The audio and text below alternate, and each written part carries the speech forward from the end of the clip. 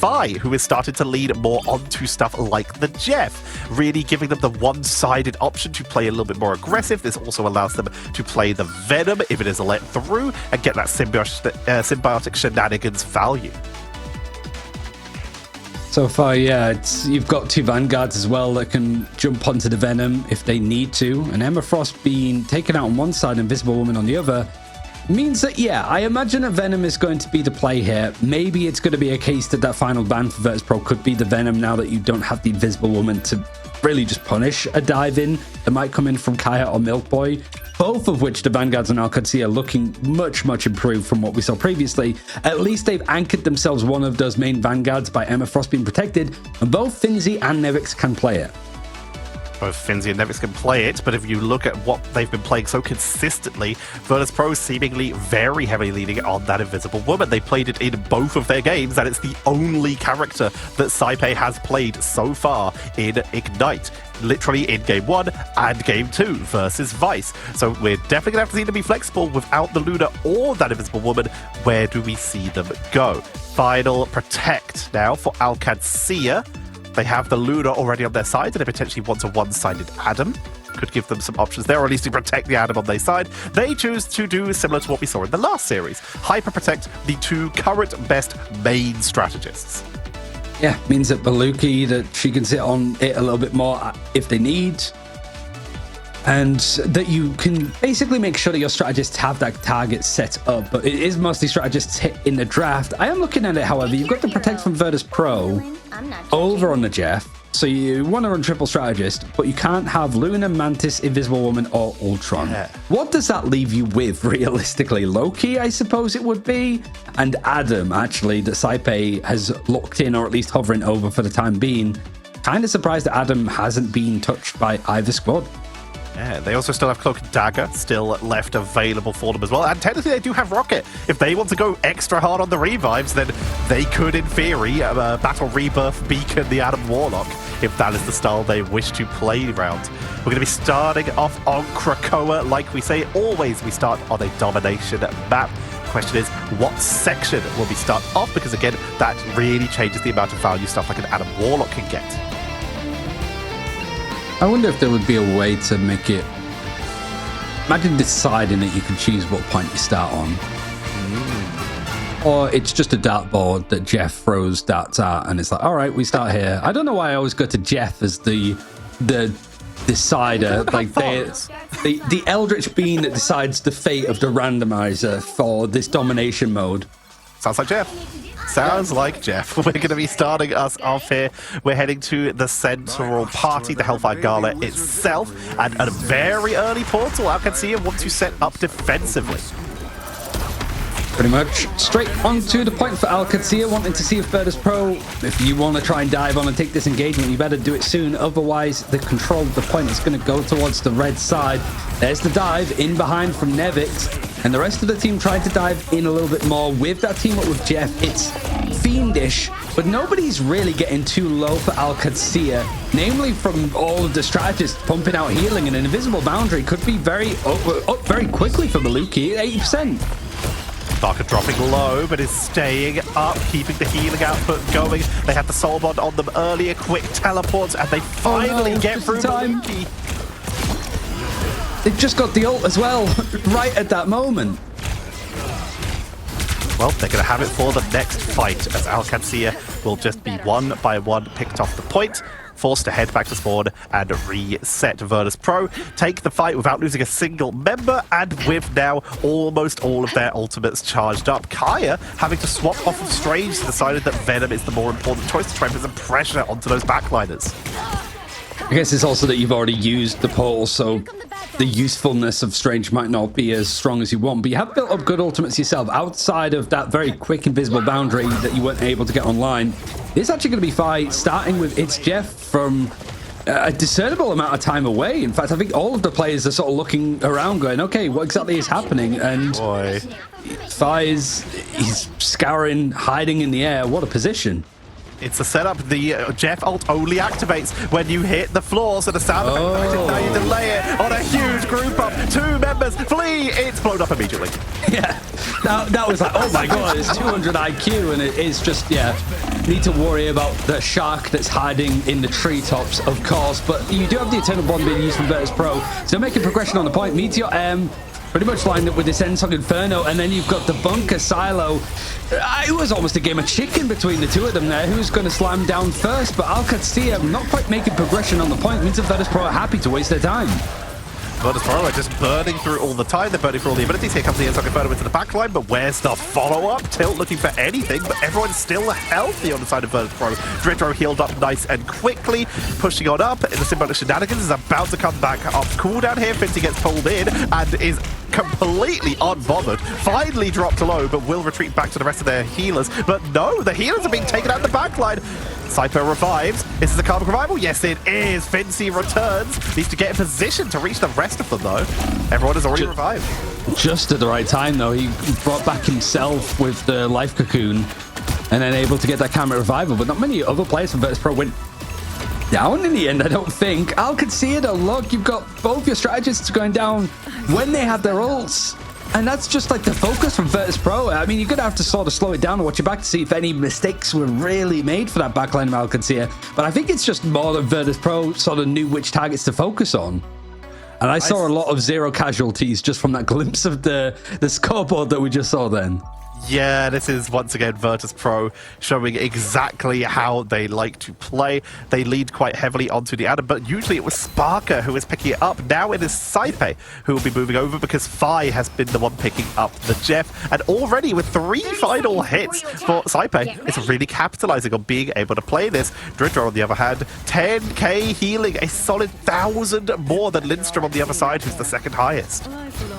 Saipe 1 casualty against him, but that was where he was able to just respawn instantly and then pulled out the Karmic Revival to bring back a couple of players. So it is about picking these fights, and ultimately it's easy to just go focus the Adam Warlock and make sure that he goes down forehead, but it's hard when Virtus Pro have such good positioning and know how to peel and protect their VIPs, their main characters that are going to try and carry their win conditions. Ballas moving over to the Star-Lord. They're going to try and go for a little bit more of a dueling style here. They do have a Magneto as well, so they can go in with that Iron Barrier, the Iron Bulwark, and go for a Blast of Mirage, the classic style that we've begun to see in the beginning stages of Stage 1. They also have both their strategist ultimates. This is our Qadsiah's opportunity to try and go for an early point. What's to work with, at least, because of the strategist ultimates that you were sat on that you didn't get to use.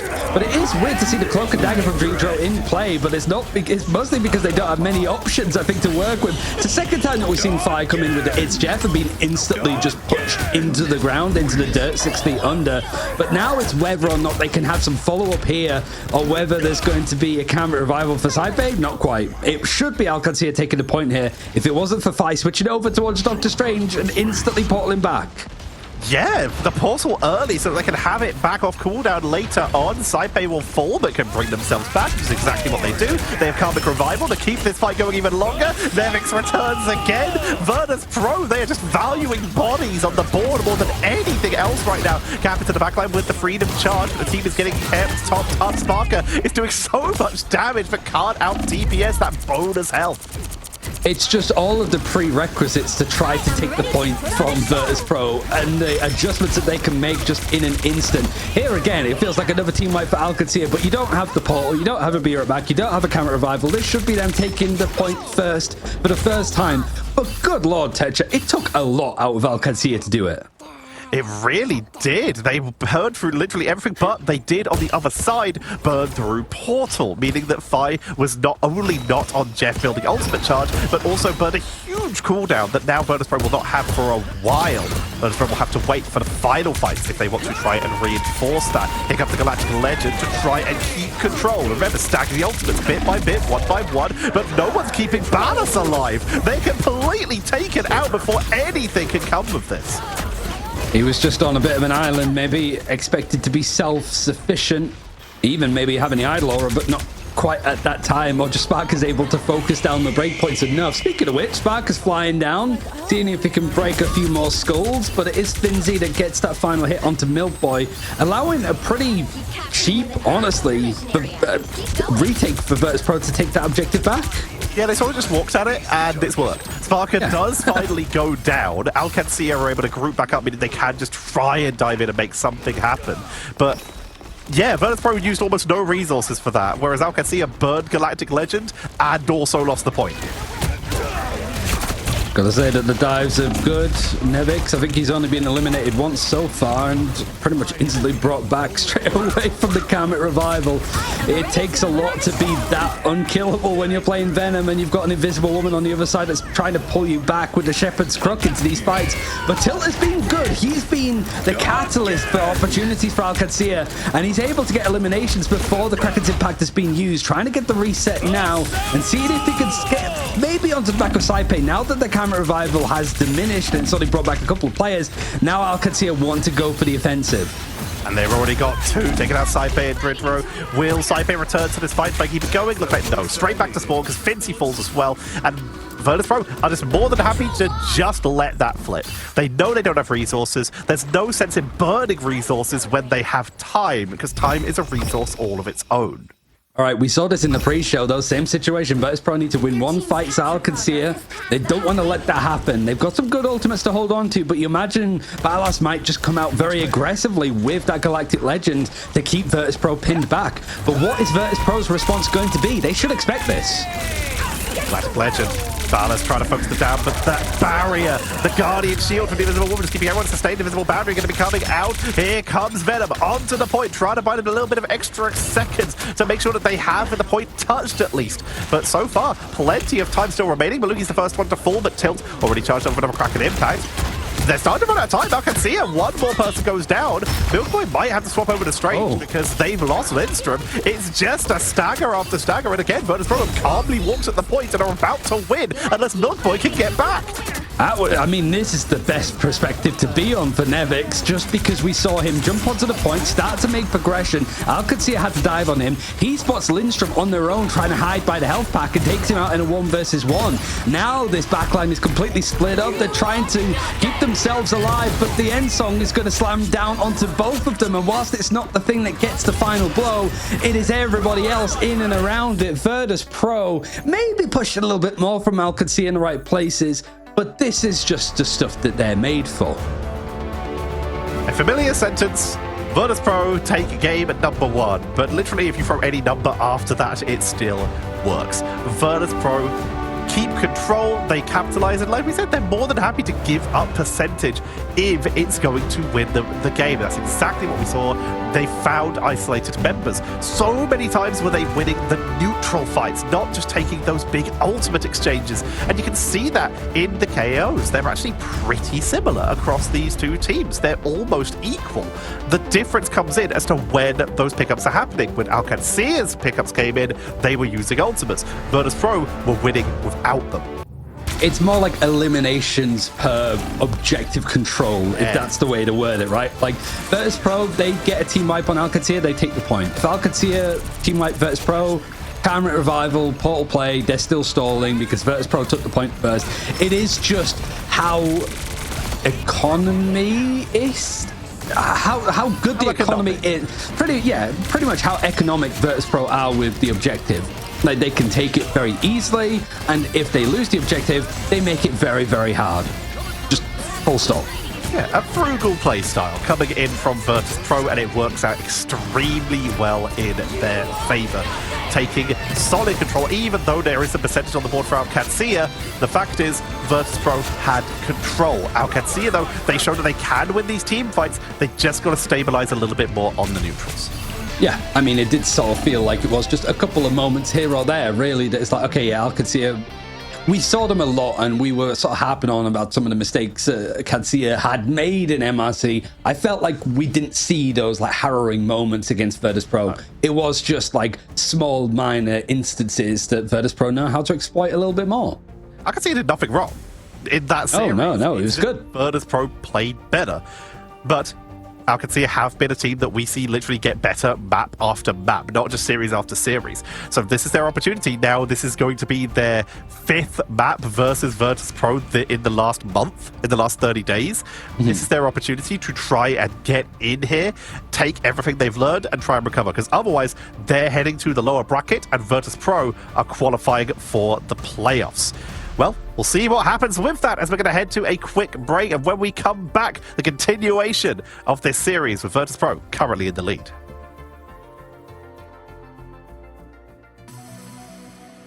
Welcome in, everyone. We have a very special interview here from former Rad Esports / Team 1 duelist Melio, and now on Citadel Gaming. Melio, how does it feel to be coming hot off of a win from the mid-season finals, now into stage 2 with a whole new roster? I mean, it always feels amazing winning things like these. It's of course something I'm going to remember for the rest of my life, but it also feels amazing trying new options and exploring what a different team would feel like for the coming stage. Talking specifically about maybe the rivalry you guys had with Berber Patapim, but now Citadel Gaming, and now being on that roster, you guys knocked them out of the mid-season finals. Did this kind of help you get like an idea of their play style so you know how to mesh better with them now that you're signed with the roster? I mean, of course, I'm very familiar with a lot of the things they do and how they play, because we've played them a bunch of times and scrimmed them a bunch of times so far. So I'm very well aware of what the team is like and what we can do to make it the best team in the world. Best team in the world. You basically came from the best team in the world at that point, now on to Citadel Gaming. I mean, what was the reason for making that change over to this new roster? I mean, for me personally, I feel like it's something about personalities and how they clash and stuff like this. You know, some people just can't work together forever. Like, there's 2 different personalities from me and Team 1. That's why I decided to leave, because in the long run, it wouldn't keep working out. Well, it's good to hear that you found a solid fit going into stage 2 of Ignite. Hopefully have the best performance you guys can have there. They did win the specific side of things for EMEA, but of course had that 4th place finish in mid-season. What are your hopes going into this stage and also the grand finals for this team? I mean, I hope I can be of great use to the team. I hope I can help them with a lot of the theoretical stuff that I learned when I was on Rad and that I also know as a player, because I come from a different game where we have a different line of theory that we all used on Rad, but nobody from Citadel has this theory. So if I can bring this in and we can learn it and we can get good at it, plus we can utilize what they were already good at beforehand, I feel like this can be the best team in the world, like undoubtedly. Well, any final thoughts, shoutouts, things of that sort? It's been great to hear from you, Melio. No, thank you. It's also been great talking with you. I'll just shout out to my team, Citadel Gaming. I really believe in them and I love every one of them. Awesome. Well, you can catch Citadel and Melio this weekend for Marvel Rivals Ignite. EMEA is starting up. It's going to be great action. Make sure you tune in on the Marvel Rivals channel on YouTube and Twitch. We'll see you then.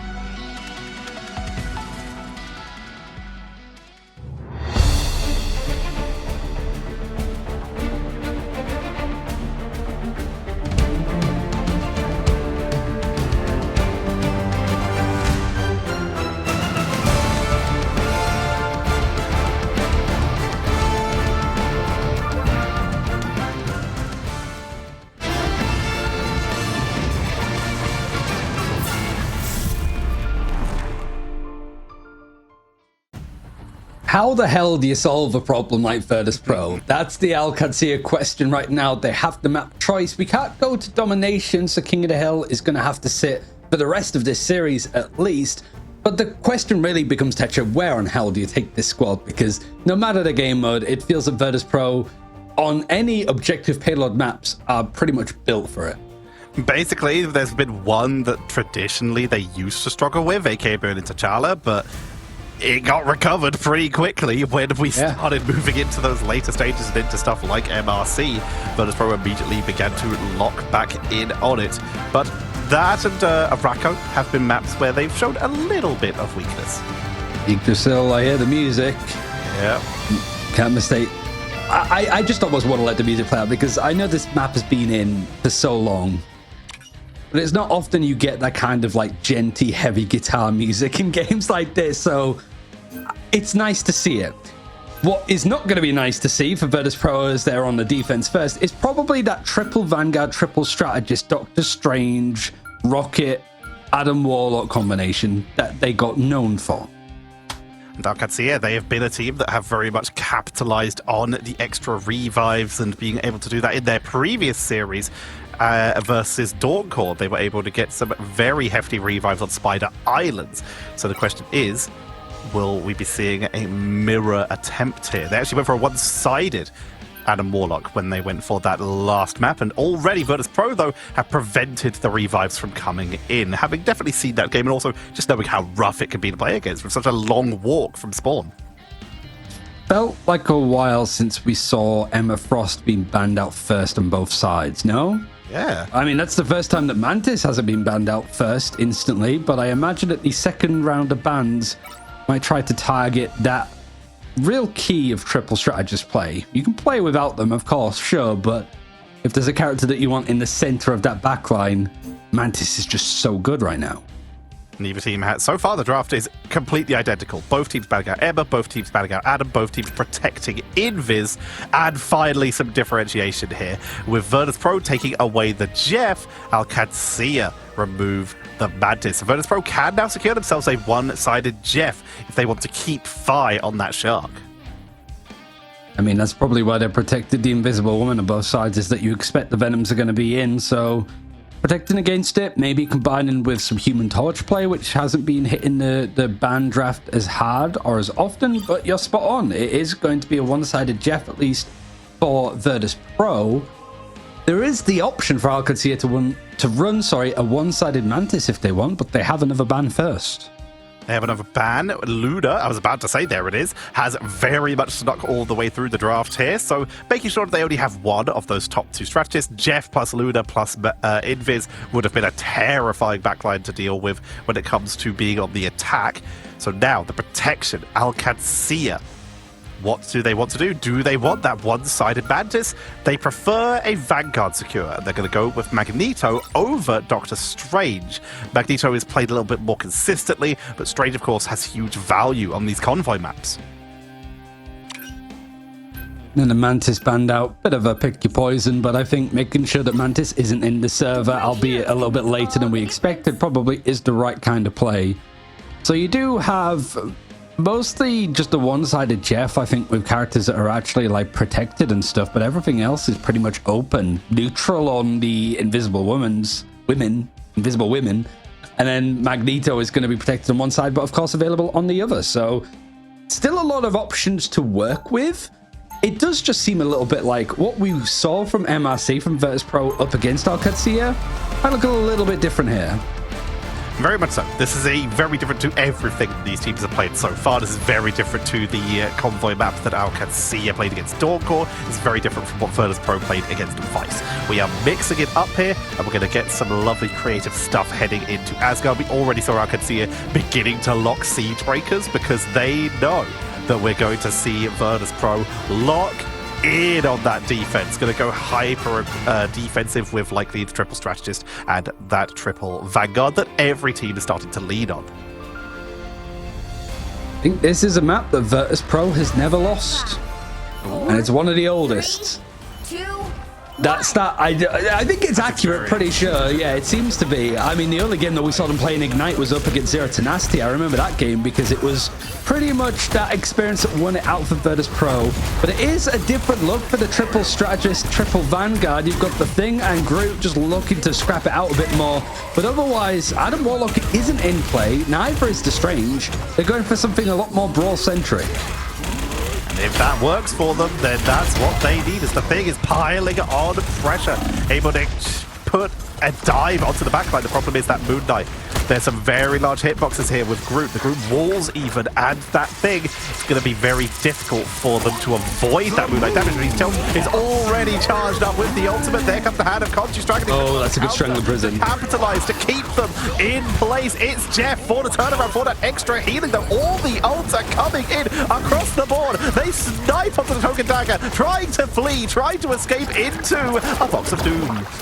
Just back him into a corner. First time that I think we've seen, well, it wasn't Fired, it's on the Jeff this time, Madridro instead, surviving for more than 3 seconds before he's deleted with the It's Jeff. But that was such a shame for Qadsiah. This fight is still going on, but Kaya using the Strangling Prison pretty much on the corner of just where that invisible boundary was missing players from Saipe, but there wasn't enough follow-up to work with, and that's a hell of a turnaround when you've got Nevix diving in with a Strangling Prison, with the Thing alongside the Strangling Prison for Vi. Means that it has to be a complete reset for Qadsiah, and they've moved less than 2 meters. Yeah, I was about to say 1.93 meters isn't going to be enough. So Isn't that like your height? Qadsiah. I don't actually know how much it is in centimeters. I'm 6'1". Qadsiah are going to be moving in. Here comes the Omega Hurricane. Groot Wall shutting it down, forcing Ballas to wrap around. Tilt's moved on to the Punisher to just try and melt through these larger hitboxes of these Groot Walls to make something happen. The Iron Vagamoto going to be coming out from Milk Boy. Nevix drops low, being melted by the Punisher. Picked off by Ballas, but BRB returning immediately to the fight, but now the attention has been turned on to 5. And things are starting to move a little bit more. 10 meters. The texture measurement is stretching out just a little bit longer. But another It's Jeff means that it is going to be Virtus Pro fighting for every inch that they can get. It is a Vanguard trade onto the other side, as 2 of them have actually been picked up from Qadsiah. Spat out into an awkward corner. Easy pick off onto Milk Boy. And you have to imagine that Kaya has to reset as quickly as they possibly can.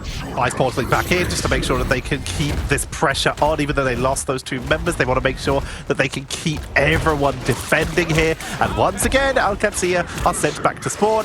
We're definitely approaching my real life height now of 29 meters tall. Yeah. As they're going to be holding on for the moment. This is another Omega Hurricane. Ballas trying to create an opening, of course, going for those backliners. They've moved up onto the higher ground here. It's going to try and just zone out onto Strange with the Cosmic Guard Amplifier, keeping everyone topped up, and the damage output, meaning that the members of Virtus Pro are going to start to push on back, and then really melting these frontliners. There's just not space yet for Qadsiah, but they're going to try and pull the trigger. Final judgment with Invisible Boundary to capitalize, but no one's going down. Iron Vagamoto will catch everyone except for the Punisher as they begin to burn on through, but Till still goes down. It's just too much firepower all at once. You've got the Invisible Boundary from Maluki keeping them in that fight for a little bit longer, but as soon as it went down, so did everybody else. I mean, you got to say from just the play here with 20 seconds, Qadsiah, they don't have to jump onto it from far away all that much. But Thai has been amazing playing this sort of Vanguard over on the Gruten and the Doctor Strange. Like, that Eye of Agamotto found so much value, and there's 10 seconds left for Qadsiah to get it more than 30 meters. 32 meters feels like a mile. They're still able to touch, but now here comes clobbering time. Dark Force Teleport is able to keep some of the backline members safe, and Milk Boy gets 2. Drindro is down. Gets back at the BRB, but they've still lost Saipe, meaning a lot of that healing output is going to be removed. Drindro, though, could go for it. It's Jeff to try and remove some people off the board, and may have to do so as they're already dropping low, but we're already seeing the entirety of Virtus Pro taken down. Has it been long enough? Have they delayed enough for portal number 2 to come in? They're going to be able to engage if the answer is yes, but the fact that we're seeing Fime swap over to the Wolverine is a pretty hefty no. Able to sort of leap in and dive in is going to be key, and they've got plenty of players that are able to do that, so this fight isn't all done and dusted for Qadsiah to get to the end of the first checkpoint. They're going to rush back in. The Groot Wall's doing a lot of damage on the way through, but they've already managed to push on through. The backline is melting into the Wolverine, forced to leap away. Fight on that Wolverine is trying to melt on through the front line. Invisible Boundary keeping the team topped up. It's Jeff used for safety. Once again, not going to be finding anyone, so just want to make sure that they stay up in the fight, but they're going to get melted by Ballas. Lindstrom takes out Drindro as well. Barker brings back Nevix, but Qadsiah, with time right at the end of the board, are starting to make space. But Sparker, he's got the rabies. The rocket is starting to just pick people up, doing so much work. That's something Sparker's been doing since MRC, keeping the healing output going, delaying this longer and longer, but the bodies are falling. Lindstrom gets by, and Qadsiah, with a sliver of time remaining, are able to take point number 1. Ooh, and able to do it with a final judgment there for Tilt if they want to try to up the speed of stuff. You've got Kaya swapping over towards the Venom again. A couple of adjustments made on both sides, to be fair. And Sparker moving off of that Rocket Raccoon. Be right back, not going to be that much useful. It's going to go over to the Ultron instead. Ready to go. Keep a little bit of pinging onto the back line available so they can try and get Maluki and Lindstrom even quicker. Ballas moves over to the Star-Lord. That's going to make it harder for Sparker, though, as Star-Lord, one of the best duelers in the sky, having temporary hit points and invulnerability frames, making it very hard to duel. Last stand, though, melting through. It's enough to set up for the finishing blow onto Maluki, exactly like we said from Sparker. It's a pretty scary fight to be in for Kai. He eventually does go down. Sparker from the Sky is the one that's going to pretty much put a cap on top of that one, and the Rage of Ultron is going to turn this cap into a little bit of a snowball tumbling around, forcing a full reset from Qadsiah with ultimates in the back pocket to use. But that pick on Takaya, punished as he tried to leap in, means that it has to be a full reset from Qadsiah, despite having a lot to make that a good fight for them. They're about to have every ultimate. Milkboy is the slowest one away, currently on 68%. Maluki already at that invisible boundary. So how do they choose to open the fight? Is this going to be a situation where they burn the Galactic Legend to force a mispositioning out of Virtus Pro? It's exactly what we see. Forcing the positioning and the defensive ultimate. That is huge for them. Getting that invisible boundary without having to commit anything else is a massively advantageous trade for Qadsiah. I've seen this before. We saw it in the last series a little bit with Citadel. Just this is a very difficult place for the attackers to try to regain control of this objective, and time isn't on your side. So maybe the brute force approach with the Fate of Both Worlds and Final Judgment might be enough. But the problem is similar to what we saw from Citadel. The counter is move and run away. There's so many ultimates in this game where the counter is walk away. Invisible boundary going to be coming out media ram, trying to get the pickup on the retreat. Has to just send it into some rocks, trying to get it round that Magneto shield, but unable to do so. Sparker pulling back because Venom is going very far forward. Kaya making space. They have no ultimates to push up outside of that, and the media M, which they're holding onto, but it's made space, meaning that the cards, finally Qadsiah can begin to set up their positioning. Getting a good aerial view of how this fight is going, and I don't know how Kaya is still alive. He's just been bounced around by that force physics.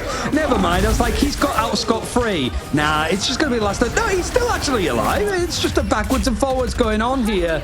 But a pull away means Qadsiah aren't really able to get that payload moving much further than the first checkpoint.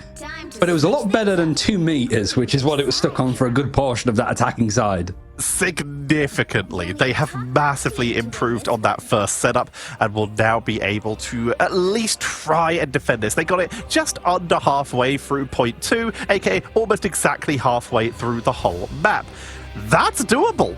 That is half of an entire map. Is a very reasonable place to try and hold. As immediately we're starting to see Qadsiah bringing out almost the exact same composition. The rocket we're seeing here. Ballas, though, looking to Ultron and ping from the sky nice and early. And Virtus Pro are teasing us a little bit with a little bit of thunder and lightning. I mean, if there's 2 Vanguards that I want to play off this combo, I don't want to highlight it. I don't want to jinx it. Because, again, if there's 2 Vanguards that have played together for so long, even before Marvel Rivals, it's these 2. So using the latest Vanguard with a brand new team up, with a Vanguard that people love, that has been a little bit undertuned, that is now finally finding that form that he was in like Season 0. Please, Virtus Pro, don't let me down. Give us the Thunderstrike Pike. We saw it a little bit yesterday, but I want it again. I'm greedy. They're going to be setting eyes on Groot. Moving over to the Groot. And there's also a Doctor Strange, I believe there? Yes, there is. Vintage Doctor Strange. Sparker sees what's out the door, immediately moves over to Punisher instead of Moon Knight, so that they can get single target and try and punish that Venom. It's so stressful watching Kaya. Just the HP, he's dove in again, and look how much focus he's taking. This time maybe bit off a little bit more than he could chew. But the Be Right Back is going to enable that Vanguard to be instantly back into this engagement, but unfortunately you lose the other one as Tilt has gone down. Portal has to come in pretty much soon, unless he's going to walk by foot and try and save it. I think he has to portal because we also see Kaya being taken down every second is going to make the difference here. We're seeing just so many members. Honestly, I feel like they need to go more aggressive so they can take advantage of the portal, because now they're about to get incredibly staggered. In comes Jeff into the backline, finds a rocket. Flee, Jeff, flee! Dredro looks for the kidnap. Oh my god, it was a very quick invisible boundary for Maluki. We're sort of used to and expect that to an extent, but how quickly Sparker found up that final judgment. Less than a minute, he's able to just churn it through. And now it's a scramble, I think, for Qadsiah to actually get onto the point. It's meant to be about pacing yourselves to get all of these major cooldowns like the portal and the be right back to all work pretty much one after the other. Now it's whatever you have, throw it into the fight. Milkboy does have that Meteor M. Isn't going to use it before he goes down as the Agamotto is trying to put a cinch onto this. The Amp Amplifier has been used, but I think it was deleted just as quickly as Ballas was. Qadsiah could try and swing in and delay this as they were the first to fall, but they don't want to get staggered. They don't want to get picked off. With first point claimed pretty traditionally here, we start to see the swaps back to a more standard setup. Fi moves off of the storm. Kai's behind him. No longer need to break the point. They can now move in with the Wolverine to try and get the isolations, which might punish Qadsiah. Like you say, currently hiding. If Qadsiah moves in, could get caught by Wolverine and be in serious trouble. I just saw the red outline on, like, basically the roof behind them, but they try to work out exactly where Qadsiah is. But they know that he's going to be skulking around, trying to go for the reset and go for the dive. And when you've got the Meteor M and Feast of the Abyss, this is a scary combination to run into, especially for Nevix. He was almost like pulled out of the invisible boundary. He wanted to try and get in for a little bit more healing and sustenance. And now you can see that Qadsiah want to try and go in off the back of it. These set plays always look good for them. And this is a really nice fight from them. This is Qadsiah locking back in with meters to go. You can see it's almost exactly halfway through the point and halfway towards where Qadsiah was able to get as well. Visible boundary and Kraken Impact. And Kraken Impact, we've seen how much of a difference that ability can make because you only need one to snowball your opponent's setup. But if Dridro can get onto that backline with Jeff, that could be the game changer itself. Removing people off that point is so valuable. Here it comes. It's Jeff. Can they find anyone straggling prison to group them up? The barrier from Magneto buys the time, but that is a kidnap onto the Winter Soldier, but Dridro still falls. Oh, Sparker, though, final judgment. He doesn't need really much help when it comes to the aiming. He's crisp enough as it is. There's not much for Qadsiah in order to try and contest this. If they want to get on it, they need to now. But the Groot wall is just enough to go. There's the losers bracket for you. Us at Virtus Pro are going to be making it up to the upper bracket final to play Chopped, but also to playoffs no matter what happens next.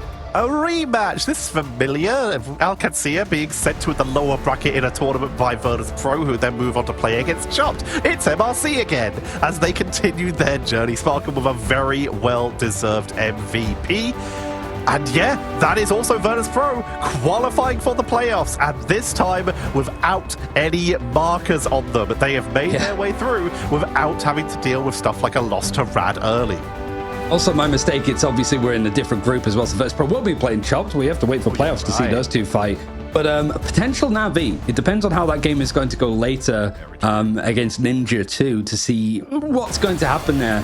But it is pretty much this Virtus Pro squad not wanting to have any markers, like you said, because in this game, in Stage 1, they lost to Rad in surprising fashion.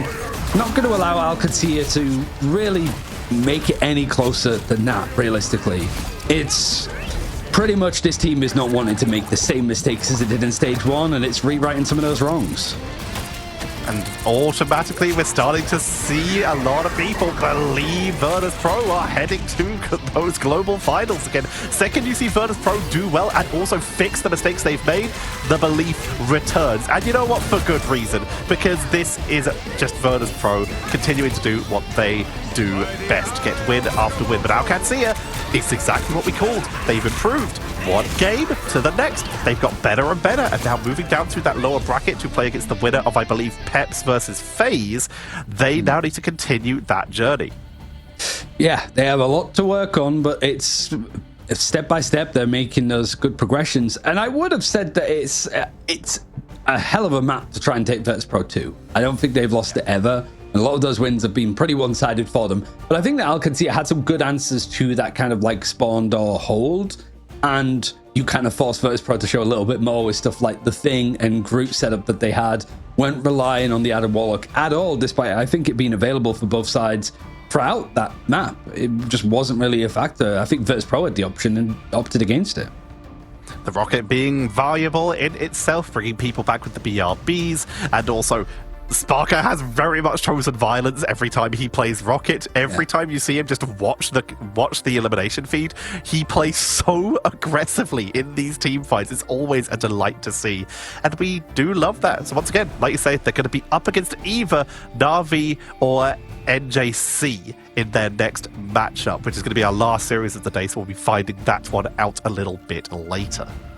Yeah, it's sort of a good day, I suppose, for Virtus Pro fans, because it is just the kind of like main thing. I guess so far it has, I was going to say it has been just the typical results, I think, but I don't think Chop beating Citadel early was an expected result, just as maybe as simply as this one seemed. But hopefully we should have an interview for Virtus Pro so we can make them uncomfortable by trying to get them to answer questions that they really don't want to answer at this stage. It is just pretty much because everybody's going to be listening in, and we actually have somebody that we tried to interrogate last time on Thursday. We've got Finzi again to ask the questions that, again, you don't want to answer. I want to start it a little bit differently this time because you have played Qadsiah a couple of times. We saw you play him against MRC. What's the kind of preparation that goes into a series like that? Because we don't really get... You've played up against them a lot. I imagine you've scrimmed them a lot. What's your like win condition? Because they're a very well-drilled team, and I feel like you kind of know how to hit them where it hurts. Yeah, like you said, we've played them a lot in tournaments and in scrims. We scrim them a lot. I mean, we don't really do anything like special for them. We just do the same bans we usually do for most teams, and we just play our playstyle, which works against most teams. So we don't like do anything special. So you already said in our interview with you on Thursday that you are starting to expand hero pools and learn to be more flexible, but you also said you're not doing anything special. So how are you comparing those two? Is this just the new meta for Virtus Pro, or is there special stuff that we're still yet to see? I mean, like, we have a big hero pool now, so when I say nothing special, I just mean like we're ready for whatever bans they do and whatever protects and whatever bans we do. So if they ban like something that surprises us, we still know what we can do, because we can play basically every hero in the game and every composition in the game. Obviously, from like our perspective, we don't know whether teams adapt on the fly in the middle of tournaments like this, or whether it's a case of, you know, you holding on to stuff that you don't necessarily want to show yet. Because I want to talk a little bit about Yggdrasil, right? We saw how you guys played it at MRC. It's that typical like spawn door hold, but we saw a little bit of the Thing and Fire on the Groot, stuff like that. Is there still elements of even you guys sort of like working it out as you go along, making the right kind of like meta changes? Or is it like everybody's holding off on showing what their main strategies is? I know that's a bit of an awkward question, but generally, like, how much is this tournament is you guys sort of working it out as you go along versus stuff that you want to prepare and use at the right times? I mean, we definitely have some stuff prepared that we haven't done yet, like that we want to use later in the tournament. But mostly it's just like, it's just basic stuff that we're doing right now. So we're not like really hiding anything at the moment, but we definitely got some more stuff that we haven't played at all on stream yet. So looking ahead now, you are qualified already for the playoffs. You're a guaranteed top 3, I believe, by being in this upper bracket final. So no matter what, you will be moving on to those playoffs, but you still have to play more games for seeding. And one of your opponents could be either NJC or Na'Vi, the former Team 1, aka Rad. Do you have a preference out of the two? And considering that Na'Vi were the team that actually were able to take the first series off you last phase, is there any extra special like vengeance you want or preparation you're doing for them? I mean, I think it would be fitting if you played Na'Vi. I think it would be a fun game to watch since they're really, really good as well. So I think I'd prefer Na'Vi, and I think we will play them. Special preparation, we will probably do something special for them, yeah. Maybe nothing crazy, but we scrimmed them recently and we know what to do. Something spicy. I guess the final question for me is, does this stage feel any different to stage 1? Because you lost to Rad, got knocked to losers bracket and stuff, but like going into this week, have you felt more confident than you did in stage 1, about the same? Like, does this feel any different to way back in May? Yeah, I think we definitely feel more confident, especially on this new ban system. Last time Rat beat us because they banned like 4 supports against us, and we weren't really ready for it that time. But now, if it happens again, like we have like 1 month practice with that, so I think we're definitely more confident this time. Yeah. All right, thank you very much, Finzi, for joining us. You can go rest up and get yourself ready for next week, where you'll be going up against either NJC or Na'Vi, and also get yourselves ready to potentially watch the games and get a little bit of a preview later on today. Yeah, thank you. And it's exactly that.